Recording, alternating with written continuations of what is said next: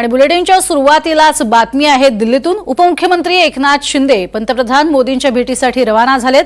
आज शिंदे हे दिल्ली दौऱ्यावर आहेत। उपमुख्यमंत्री पदाचा पदभार स्वीकारल्यानंतर शिंदे हे पंतप्रधान नरेंद्र मोदींची तसंच केंद्रीय गृहमंत्री अमित शहा यांच्यासह जेपी नड्डांची भेट घेतील।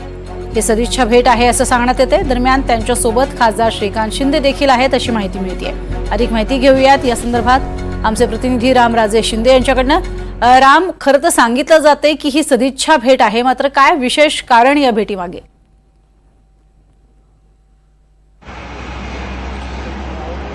खरं तर आपल्याला जी माहिती दिलेली आहे ती सदिच्छा भेट आहे, कारण आता मंत्रिमंडळ विस्तार पण झालेला आहे आणि पूर्ण मंत्रिमंडळ विस्तार झालेला आहे आणि त्यानंतर उपमुख्यमंत्री झाल्यानंतर ही पहिलाच दिल्ली दौरा आहे। त्यामध्ये त्यांच्यासोबत श्रीकांत शिंदे त्यांच्या पत्नी म्हणजेच की एकनाथ शिंदे यांची असणार आहेत आणि हे तिघेजण पंतप्रधान नरेंद्र मोदी त्यानंतर अमित शहा यांची भेट घेणार असल्याची माहिती मिळते।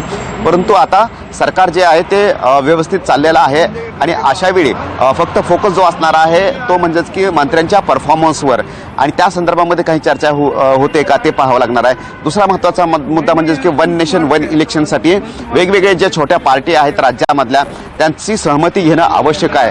त्या संदर्भामध्ये एनडीएच्या बाजूने आपण भक्कमपणे उभे आहोत हे सांगण्यासाठी सुद्धा एकनाथ शिंदे यांचा हा दौरा महत्त्वाचा मानला जातोय। त्याचबरोबर आपल्याला माहिती आहे की संसदेमध्ये डॉक्टर बाबासाहेब आंबेडकर यांच्या वक्तव्यावरून मोठा वादक निर्माण झाला होता। अशावेळी शिवसेना खंबीरपणे पाठीशी उभी राहिलेली आहे भाजपच्या।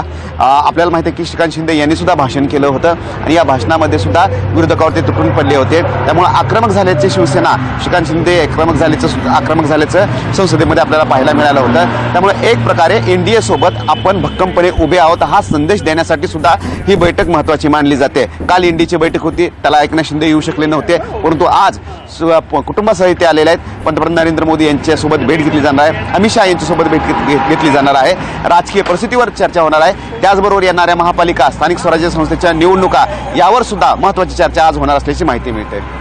नक्कीच, तुर्तास धन्यवाद या संपूर्ण सविस्तर माहितीसाठी।